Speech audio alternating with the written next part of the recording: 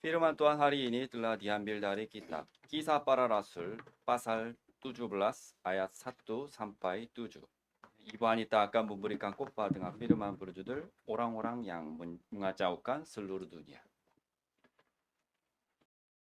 Mari kita mengakui iman kita, Yesus adalah Kristus, anak Allah yang hidup. Yesus adalah Kristus, anak Allah yang hidup. Mari kita saling memberi salam. Saya adalah misionaris Indonesia dan Timur Leste. Saya adalah Misionaris Indonesia. Judul khotbah hari ini adalah orang-orang yang mengacaukan seluruh dunia. Bacaan hari ini diambil dari Kisah Para Rasul pasal 17 ayat 1 sampai dengan 7. Setelah selesai liburan musim panas, kita akan sungguh-sungguh memulai lagi pelayanan babak kedua. Sebenarnya paruh keduanya tidak terlalu lama, yakni dari bulan September hingga bulan November. Kita harus berakhir sampai pertengahan November karena dari pertengahan November hingga Desember adalah waktu untuk membangun platform untuk pelayanan tahun depan. Selama waktu itu, kita akan mengganti dengan sistem baru dan akan mengumumkan petugas yang baru. Oleh sebab itu, kita harus berkonsentrasi selama 3 bulan yang masih tersisa di tahun ini. Dan tergantung 3 bulan akhir ini akan berbeda penghasil buahnya. Tahun 2023 ini tahun apa? Tahun ini adalah tahun pertama untuk penginjilan 237 negara. Setelah pentabisan Bait Allah pada tahun 2022, kita dapat melanjutkan penginjilan 237 bangsa. Kita patut bersyukur dan meyakini bahwa Tuhan Allah pasti akan menggenapi perjanjian, yaitu segala bangsa yang kusebut milikku. Tuhan telah memberikan perjanjian ini kepada kita.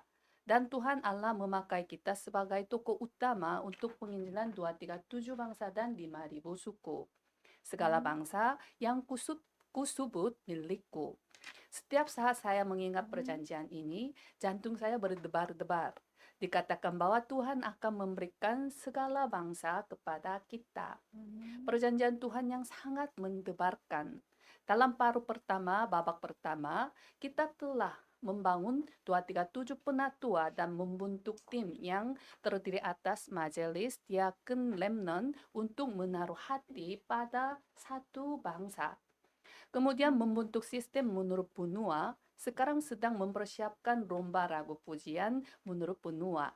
Hari Minggu kemarin melalui pertemuan pertama kita berkumpul menurut benua dan kita saling kenalkan siapa yang berdoa untuk bangsa yang sama dan benua yang sama. Melalui video, Gembala Pendeta Jong menasihatkan bahwa lomba ragu pujian ini akan menjadi pesta untuk semua anggota bersatu karena penginjilan misi.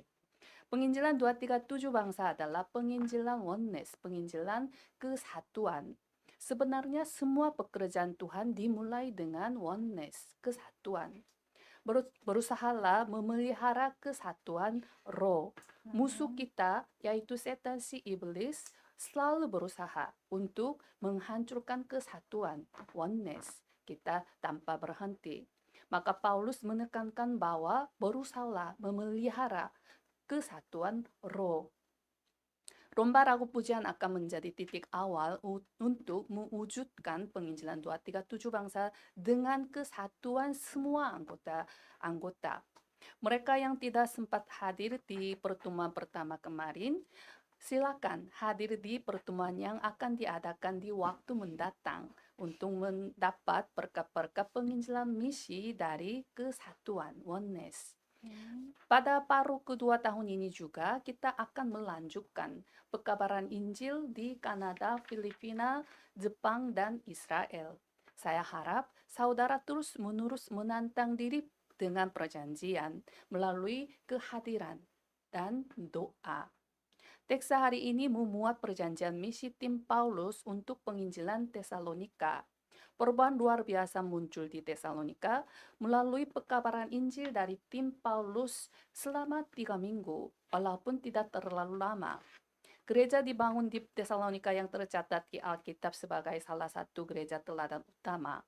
Perubahannya sangat besar dan nyata, sehingga orang-orang Yahudi menjadi iri hati dan menyebut tim Paulus dan Yason serta beberapa saudara sebagai orang-orang yang mengacaukan seluruh dunia. Partisan terang didirikan di ladang misi di mana kegelapan telah berakar mendalam dengan kokoh. Kita pun harus mendapat julukan orang-orang yang mengacaukan seluruh dunia dengan mengubah ladang misi masing-masing seperti tim Paulus. Tuhan telah memberi kita 3 gerakan dan tim doa yang terdiri atas 3 orang agar kita dapat memperoleh jawaban. Saya memberkati setiap jemaat Indonesia serta Timur Leste dalam nama Yesus Kristus. Kiranya saudara dapat menjadi tokoh utama penginjilan 237 bangsa dan 5.000 suku. Dan dapat menjadi orang-orang yang mengacaukan seluruh dunia menurut aliran rohani 3 gerakan, yaitu gerakan statement, gerakan 4.000 partisan, dan gerakan 237 penyembuhan. Pokok bahasan yang pertama adalah personalisasi firman-Nya. Dalam ayat 1, Paulus dan Silas mengambil jalan melalui Amfipolis dan Apolonia dan tiba di Tesalonika. Di situ ada sebuah rumah ibadat orang Yahudi. Tim Paulus tiba di Tesalonika melalui Amfipolis dan Apolonia setelah pelayanan di Filipi. Secara strategi, Paulus pergi ke Tesalonika yang merupakan kota pelabuhan dan ibu kota Makedonia. Sekarang pun Tesalonika merupakan kota terbesar kedua di Yunani setelah Athena ibu kota sekarang. Dalam teks yang pendek ini pun memuat persiapan Tuhan untuk penginjilan misi. Paulus pindah melalui jalan Egnatia. Jalan ini adalah jalan militer Romawi kuno, dan Paulus menggunakannya dari Troas ke Makedonia. Saudara tahu pepatah bahwa semua jalan menuju Roma. Kekaisaran Romawi telah membangun jalan beraspal baik di setiap tanah yang ditaklukkan. Jalan itu dipakai untuk perjalanan penginjilan misi. Kekaisaran Romawi membangun bagi Tuhan tujuan militer, tetapi Tuhan mengubah jalan bagi tujuan penginjilan misi. Persiapan Tuhan tercermin dalam perjalanan misi Paulus. Bukan hanya hal tersebut, untuk memperluas reformasi agama, Martin Luther perlu menerjemahkan Alkitab. Sebelumnya, Alkitab hanya tercatat dalam bahasa Latin, maka hanya pastor berpendidikan yang dapat membacanya. Itulah sebabnya Martin Luther menerjemahkan Alkitab dalam bahasa Jerman, agar semua orang dapat membacanya. Tetapi, apakah cukup dengan terjemahannya? Itu harus dibuat menjadi sebuah buku dan dibagi kepada orang-orang. Dengan menakjubkan, sebelum reformasi agama, teknologi mencetaknya dan kemudian dikembangkan. Dengan teknologi pencetakan canggih, Alkitab dicetak, dan distribusikan dengan cepat. Mengapa saya mengatakan hal-hal ini? Apakah menurut saudara hal-hal ini terjadi dengan kebetulan? Tidak seperti itu. Itu adalah rencana penginjilan misi dari Tuhan. Sekarang pun Tuhan memberi kita perjanjian bahwa segala bangsa yang kusebut milikku, dan Tuhan sendiri yang telah mempersiapkan semuanya dan memakai kita. Selain pekabaran Injil di luar negeri, ada banyak tempat yang harus kita injili tahun depan. Pakistan, Malaysia, Singapura, India, Peru, Paraguay, Venezuela, dan lain-lain.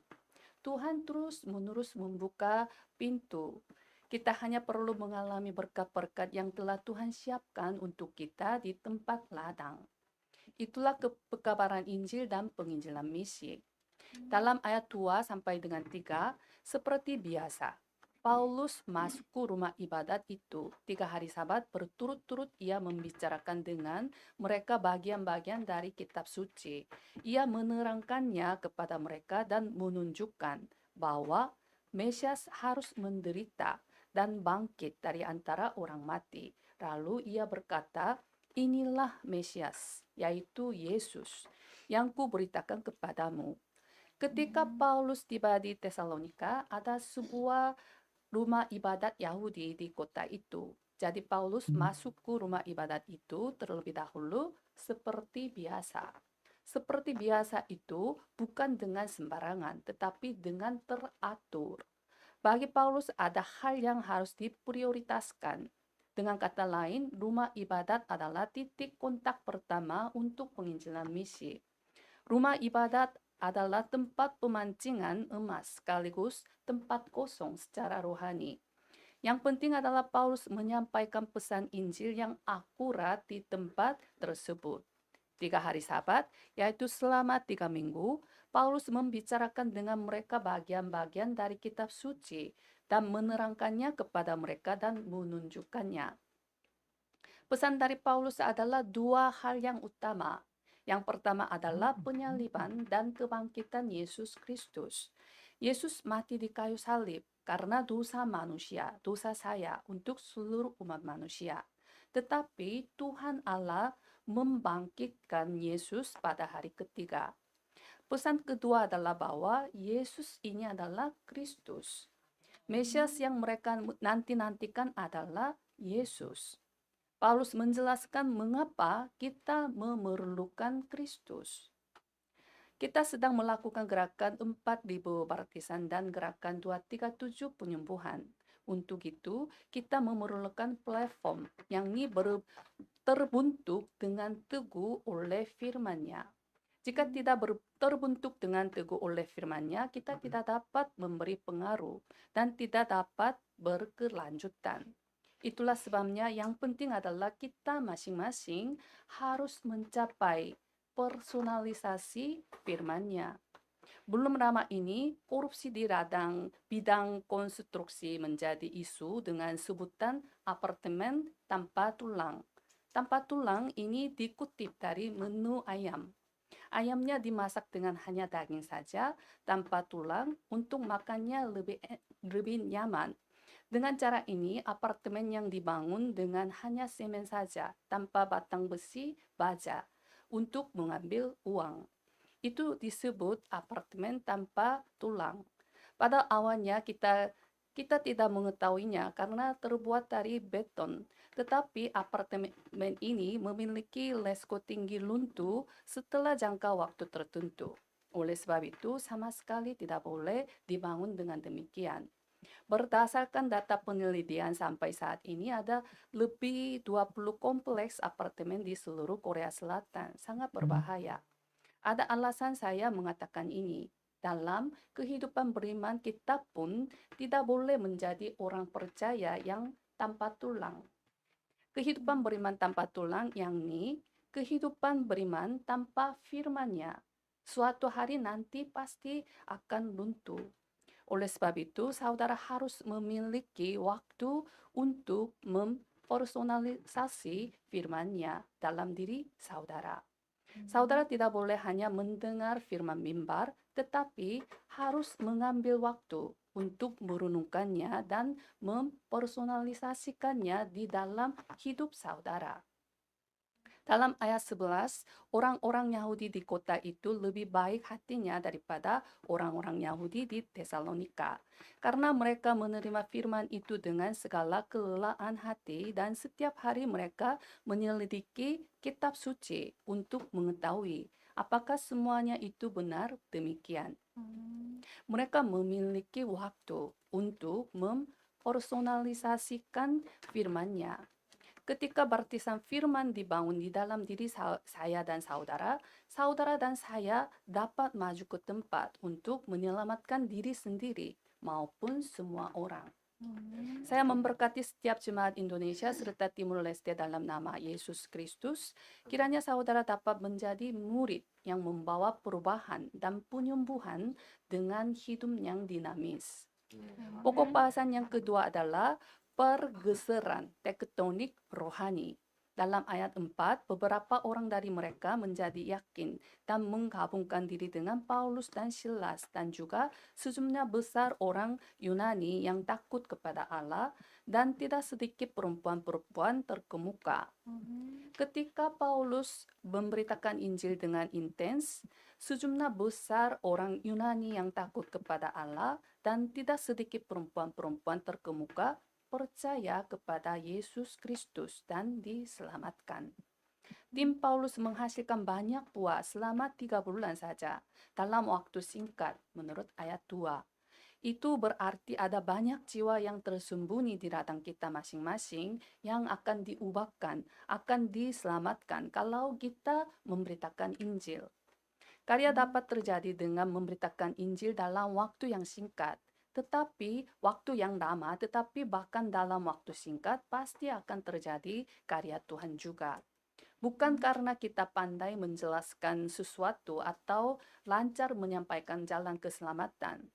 Perubahan ladang itu bukan karena hikmat manusia, tetapi oleh karena karya Tuhan, karena karya Roh Kudus. 1 Korintus 2 ayat 4, baik perkataanku maupun pemberitaanku tidak kusampaikan dengan kata-kata hikmat yang menyakitkan, tetapi dengan keyakinan akan kekuatan roh.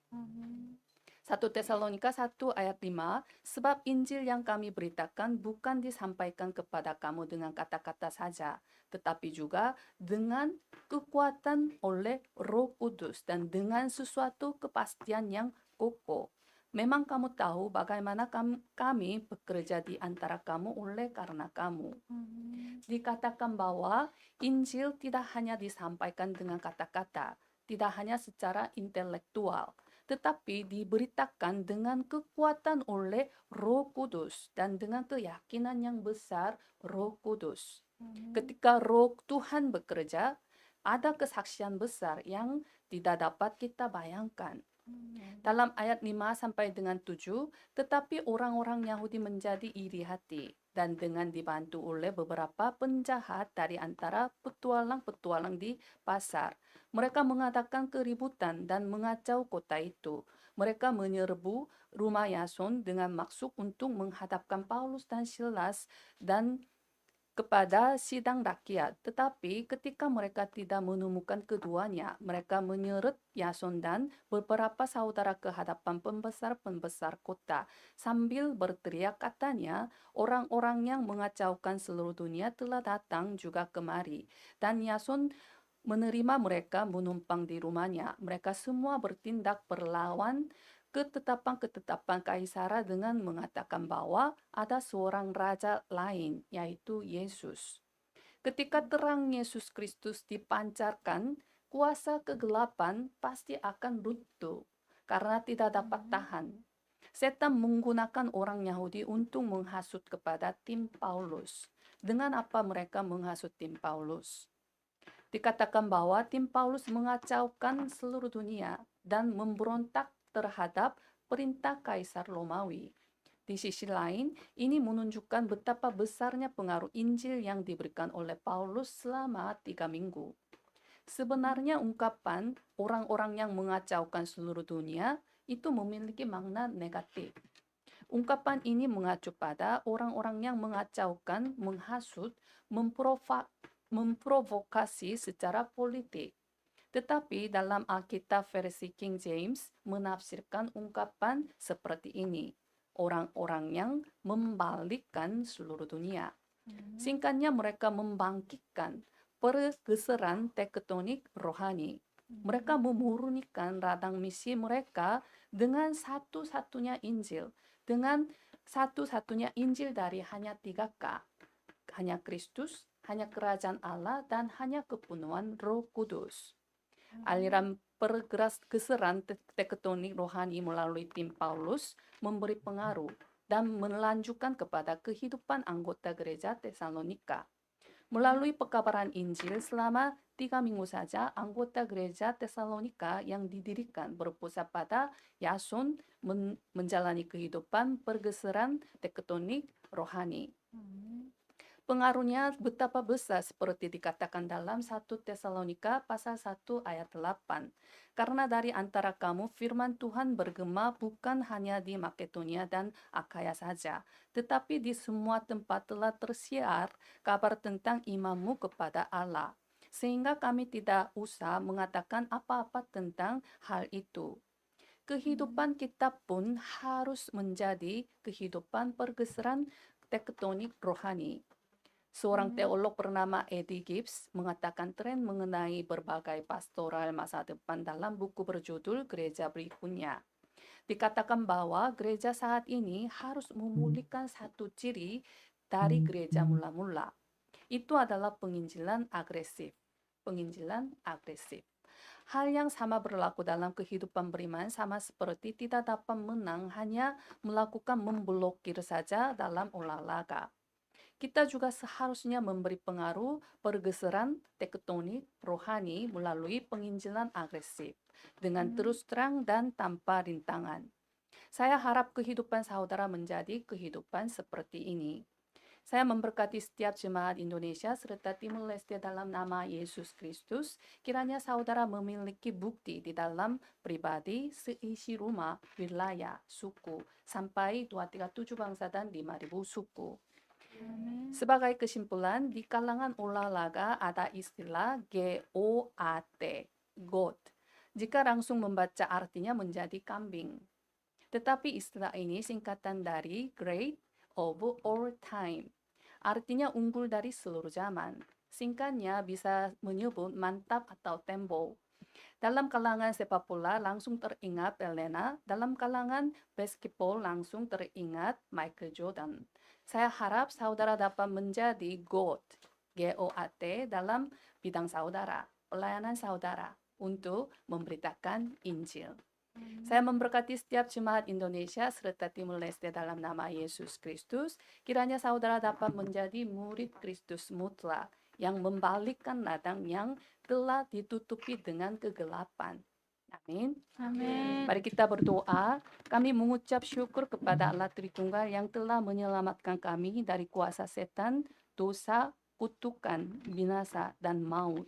Biarlah kami menjalani kehidupan pergeseran tektonik rohani sebagai anak-anak Tuhan yang telah memiliki terang Kristus. Kiranya kami dapat menjadi baptisan terang yang menyelamatkan zaman dan generasi berikutnya. Zaman ini telah ditutupi dengan budaya kegelapan. Biarlah kami memulihkan budaya terang, budaya Injil, untuk mengubah budaya kegelapan yang sedang memberi pengaruh kepada generasi muda. Kiranya kami dapat menjadi orang-orang yang mengacaukan seluruh dunia dengan Injil, dengan satu-satunya Injil, dengan terus terang tanpa rintangan untuk menyelamatkan kami semua. Terima kasih, kami berdoa dalam nama Yesus Kristus. Amin. Amin.